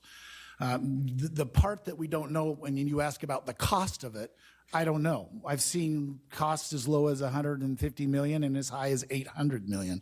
And the problem is we don't know the rules of the game, right? Back to that R&E. Don't know how it's going to apply to Idaho. Don't know what the definition is. Don't know what's going to happen there. If you were to conform to bonus depreciation, by the way, I think that's about $400 million added on. So until we get a better feel for those, and they're done a little differently too. The way they're tied into the tax code, In Idaho, you hear about our adjusted gross income, our adjusted gross income. That's not what we use as the number when you pay your Idaho taxes. It's your taxable income. So a lot of those components that are in those 39 come above the line. They're going to happen that, for us to decouple would be tough. So until we know some of those, there's just no way to guess a number. If you were to ask Mike Moyle what the number is, if you left out R&E and bonus depreciation, I think it's somewhere between 180 and 220, 40 million, somewhere in there, and probably closer to the 200, 220 million. But that's just a guess like everybody else is doing. And until we know those definitions and how it's going to apply, we just have to guess.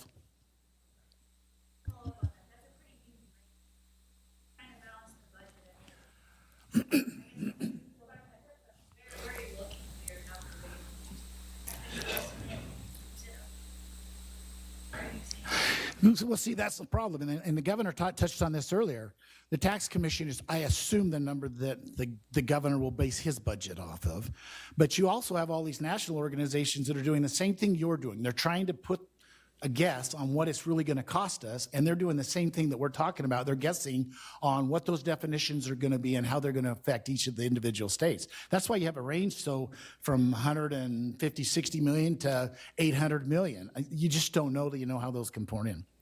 But I would remind you, last year, we did leave a bunch of money on the bottom line to give us a buffer. That $430 million was to give us a buffer. And when we leave this year, I'm sure we'll have a buffer on the bottom line because we are going to do the same thing you're going to do and guess, and we won't know for a year because those tax will come back around to the following year. We'll have a better idea in April, but we won't have a really good idea till the following April. Thank you, and I appreciate the speakers emphasizing the uncertainty of this number, although I think the Tax Foundation, from the folks I've talked to, that is the most reliable number, which I think is 284 million, which I've heard from people in and outside the Tax Foundation is the most reliable number that we have right now. But there is some uncertainty, and frankly, it's a dynamic situation because people have some flex in how they can characterize compensation, and there's going to be a lot of incentive under this to characterize things that used to be salary as tips.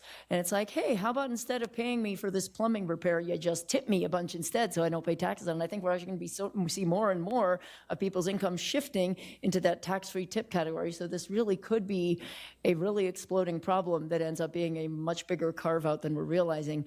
I don't like jumping off of ledges where I can't see where the bottom is. And so this is very concerning, particularly that we're already in a budget hole. It just feels deeply concerning to me to take this leap that we don't even know the scale of how much more of a revenue we're going to hit we're going to take when we are already in a pit. And could I just add just one quick thing? This whole conversation that's been happening around this, my stomach just sinks because I keep going back to, I wish we wouldn't even be in the position that we had to question conformity. We always conform. But the reason we have to question and the uncertainty is so great is because we haven't had a conservative approach to budgeting. We've had an attitude of cut, cut, cut, instead of how much revenue is really needed in a growing economy, how many services really would help Idahoans, and then how do we manage that and balance it. Of course, we want to do, tax cuts to citizens when we can, but in the last recession we had, it really wasn't our fault. And now it's our fault. And the governor talked about looking ahead and seeing the clouds on the horizon. All I could think is that this legislature has seeded those clouds. We've actually made them come in. And that's what's really so upsetting is no matter how we talk about it now, we've got to solve the problem. We should never have been here in the first place. We should have been managing better. And when you look at the last 20 years of our budget, when you consider growth and inflation, the budget's been flat, which means we have asked state employees and Idahoans to do more with less. And all that time, we've been cutting, and keeping things pretty clear to the bone. And now we're going to cut it off. And I just don't think that's the best approach. And I think it's so unfortunate now that we're in this situation that we have to be so stressed about how to conform because of what it's going to do to break our own bank at this point. I want to emphasize again, things are not dire. We left here with $430 million on the bottom line. We're in good shape. We just don't know how this big, beautiful bill is going to apply to things, and that's what we've got to work with, right? And we're going to have to guess, which I hate to say, but that's what we're going to do. We're going to guess with a number, and we're going to walk out of here with a balanced budget, and the state of Idaho is going to be in good shape. And for us to sit up here and complain about these budgets and budgets and budgets, I want to remind you again about some of our friends in the ag economy throughout the state of Idaho. What, onion prices are down 50%, beet prices are in the tank, potato prices in the tank, and we're worried about a small reduction in government spending, and it's not going to be that hard to find the waste necessary to get out of here with a balanced budget. This is not doom and gloom. Idaho is in good shape. That's the story. And the governor even brought it up earlier. Some of the other states are really in bad shape. We're not. This is nothing. This is a walk in the park for anybody who's had to do their own budget and had a little bit of a hiccup. So we're in good shape. Carolyn and then Clark.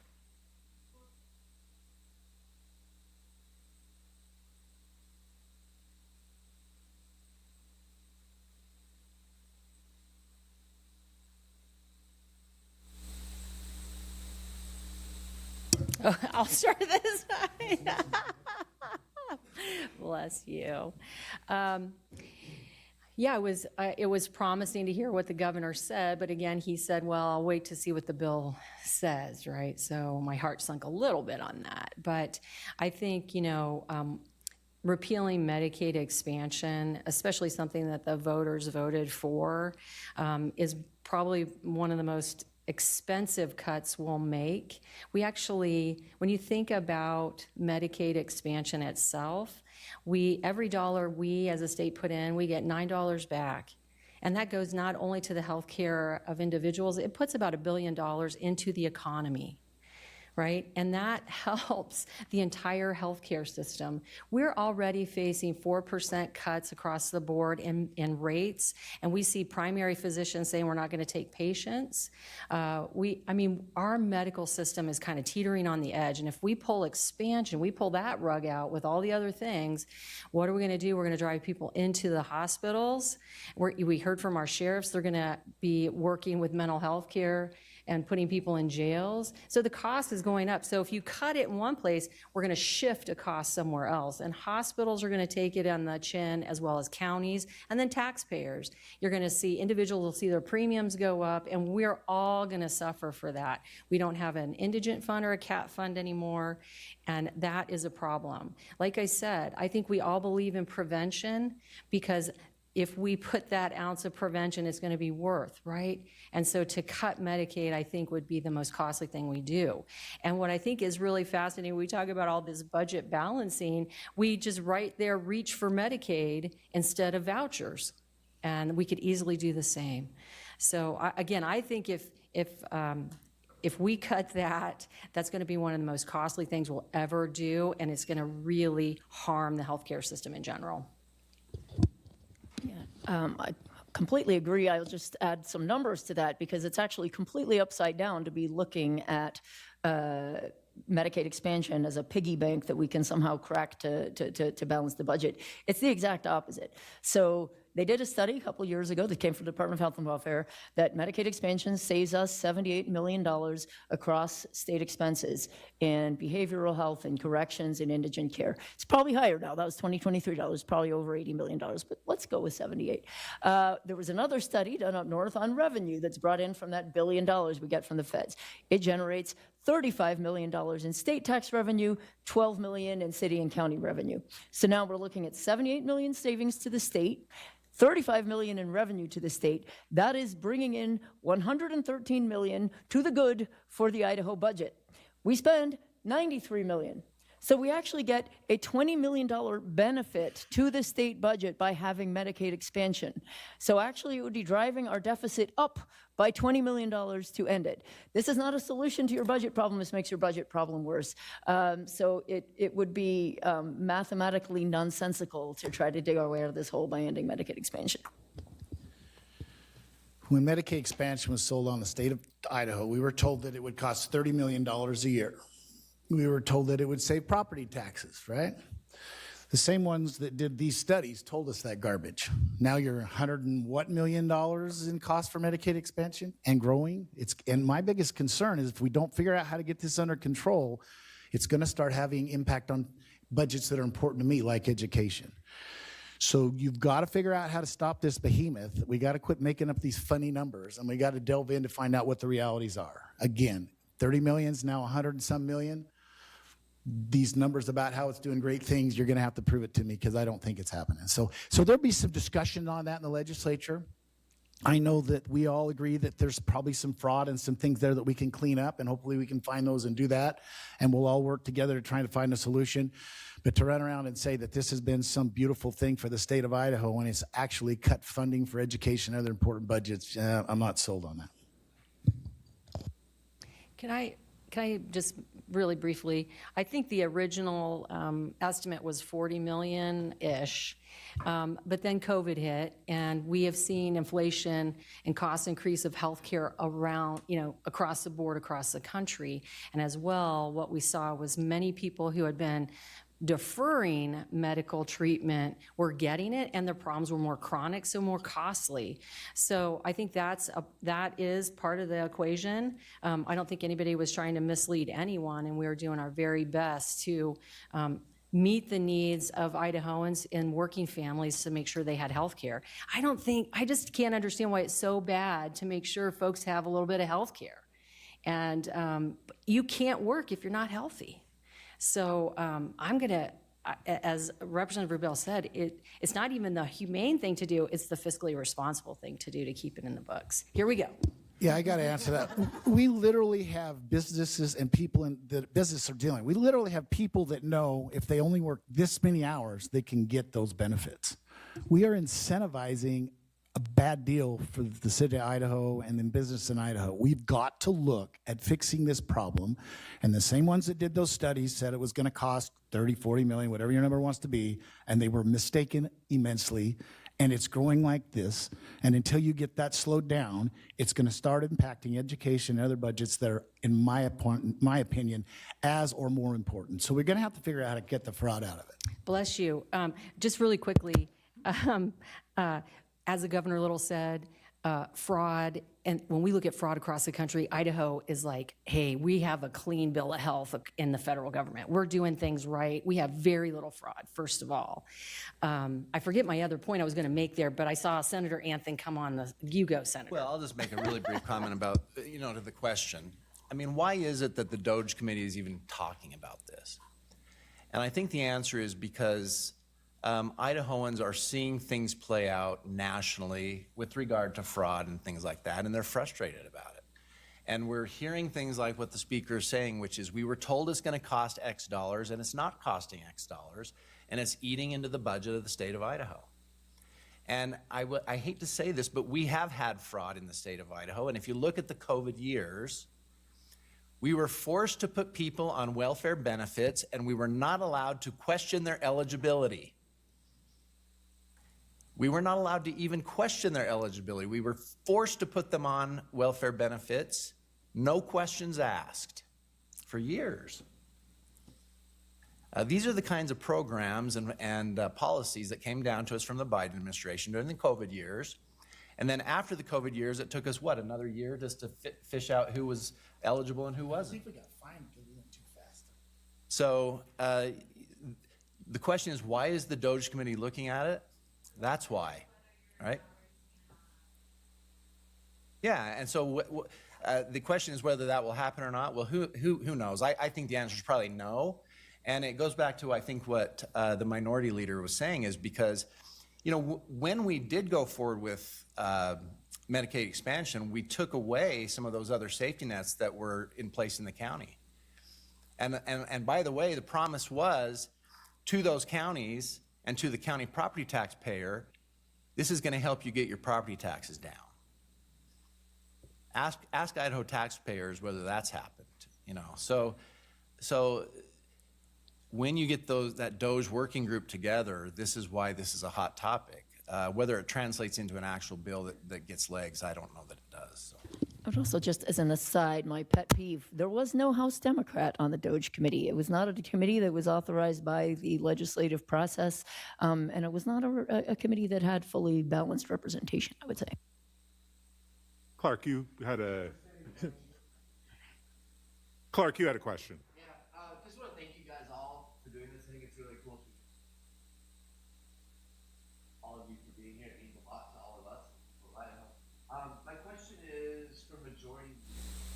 We talked a lot about the budget and revenue situation. Bill Act of the conformity question. My question for majority leadership is their guidance on how this should play out, given the uncertainty, like how much the one big beautiful bill cost us. And so how do you see this playing forward, or what's your advice to your caucus in terms of, do we need to tackle first and then have a revenue projection and then go into the FY27? How do we sort of approach this, or what's your advice to your caucus and your budget? Well, I mean, we're going to try to tackle revenue projection right away. I mean, we will have in the first week the EORAC, the Economic Outlook Revenue Assessment Committee on Wednesday. I think they're going to start meeting. They'll try to wrap things up by Thursday. So we've decided as majority leadership to try to do a better job this session, really hitting the revenue projection early, and to work better with the governor's office to try to get to that revenue number quickly. We'll see how that goes. But that is the goal. And then I think, once we get a sense of what that revenue number looks like, that will help us in that budgeting process. And I also think that, at least on the Senate side, we've talked about really getting up to speed quickly on the one big beautiful bill, all the policy implications, and what conformity really looks like. There are a lot of moving parts there. And so we are hoping to bring in what we think is expert kind of guidance on that and get trained up very quickly on all those moving parts. I hope that answers your question. That's a really great answer. Mr. Moyle and then the minority party as well, do you have anything you would add, or anything that you hope to see in terms of the process of going about tackling these challenges that our state is facing? I mean, I would at very least hope that we do a really robust data analysis on this. We got to know real numbers. Again, to my earlier point, I'm very nervous about taking the leap period. I don't know that we have 5 cents to spare right now, much less whether 220 million, 280 million, 300, 800, I don't know. But it sure would be nice to know that number. Again, last year, we thought we were leaving 400 million on the bottom line, but in fact we were not, because I don't know that we had accurate numbers on our revenue projections. They picked a number that was $500 million higher than what the Division of Financial Management thought we were going to have in terms of revenue. Turns out that wasn't a real revenue number. I think it's super important to be using real numbers when we're doing our budgeting. So I would just hope there's a very, very robust process with lots of opportunity to ask questions and test assumptions.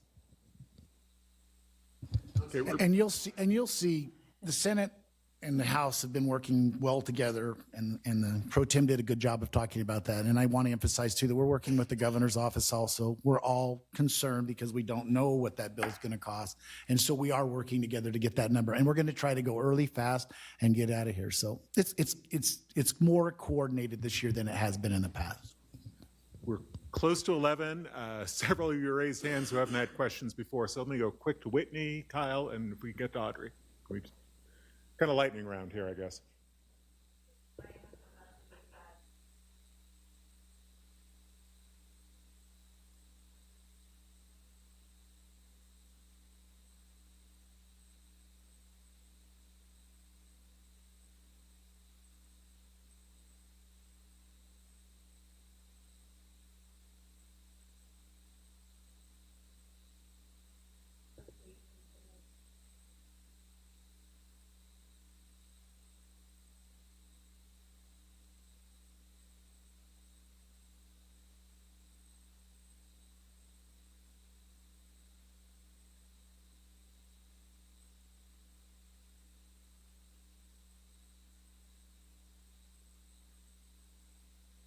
Well, I think the answer is to the extent that it's a problem, absolutely, and I do think it's a problem. I mean, I will tell you that Representative Ehart in previous years has been looking at this, and so you might want to visit with her as well. And I know that our minority leader has also cared very much about sexual assault issues, and so I think this is one of those issues that crosses over the aisle very easily.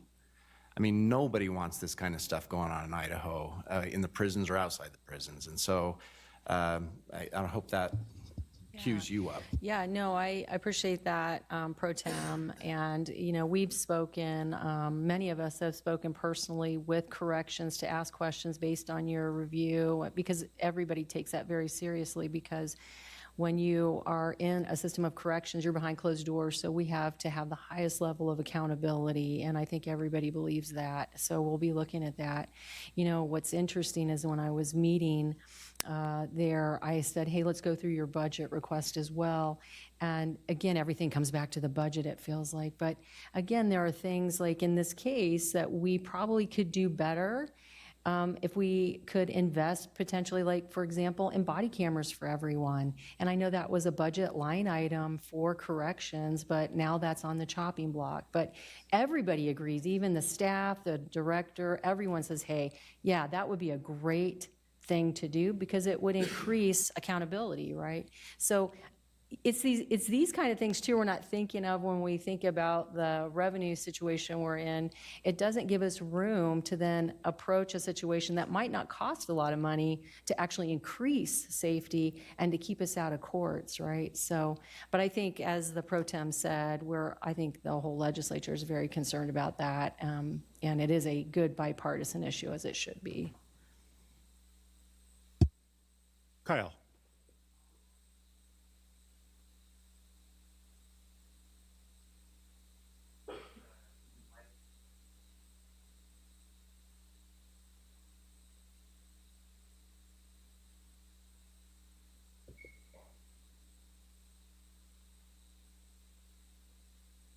The red light is what you want to hear. Helpful hands. Seeing no other lights on. I mean, I know we've seen repeated efforts to get in even the most modest health exceptions that have not been granted even a hearing. I think a couple years ago, Representative Blanksma tried to bring a bill that would have changed the standard for when you can get an abortion from, you know, death must be certain to simply death must be likely. And they said, no, that's too lax. We won't even let that get a hearing or a vote. I don't think anything's moving forward through the legislative process. I know there's a ballot initiative in the works right now. My personal feeling is probably if anything's going to change, it's probably going to be through the citizen ballot initiative process at this point. Go, last question to Audrey. And is it more to, I'm sorry, I'm not trying to get any.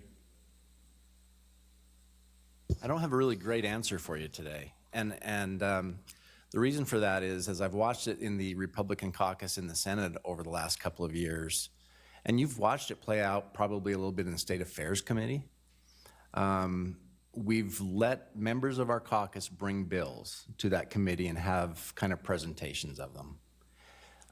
It's easy to say very simply that the Republican, the majority caucus in the Senate's pro-life. And what does that mean, right? And so we have varying interpretations of the current law, and we have varying interpretations of what the law should be under that umbrella. And so, and then with regard to the overall kind of pro-life community in Idaho, there are debates as to whether or not we should tinker or not. And those debates are ongoing. I have my own personal beliefs about that, but whether we can come to consensus enough to move some legislation this year, I don't have a good answer for you. Is that a good enough answer for you today? I just wanted an answer. Yeah. I'm doing my best. Yeah. Yeah. Audrey.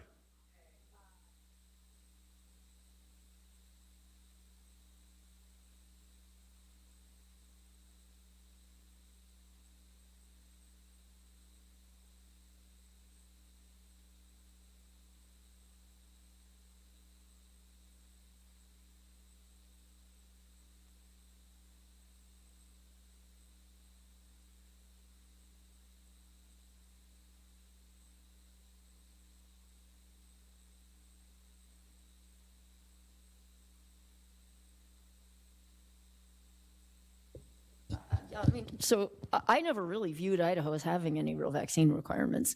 There are more recommendations. There's certainly no government requirements, and they're so easy to waive. I mean, you just check a box saying, nah, I don't want to. I mean, you don't have to document your religion. You don't have to document health concerns. Nothing could be easier than to just say, yeah, nah, don't want to vaccinate, at least in the public school system. I did vote against that bill. I think there should be some private freedom, at least, that if people want to go, I think there should be allowed to be a private daycare where if people want, they can say, you know what, I only want my kid with kids that are vaccinated. I'm willing to not take any public money, go to a private place and just privately opt into this system. And I don't think that's really possible anymore. That actually felt like an infringement on private freedom that I was very surprised to see a Republican legislature that had always basically said, I think if you take your own money and do it yourself, you should be able to do what you want. We're no longer in that regime. You now can't spend any amount of money and opt into a system, a private system, where you can just be with people who share your vaccination philosophy, whatever it is. Maybe you want to be in one where nobody can have a vaccine. I don't know, but that's not possible in Idaho anymore. Voted against it, but it's where we are. I totally support people's right to choose. They have the freedom to decide if they want to vaccinate themselves, their children. Their health issues are their own. You bring up an example that if you really have that concern, I would encourage that parent to find a daycare that has all the children vaccinated, if that's what they're concerned about. We banned that. But if you choose to want that, I'll bet you could find somebody that provide that service if there is a need for that service. You will be able to find a daycare if that's truly a concern and a need that will provide a service where they're all vaccinated. Listen, this is Idaho.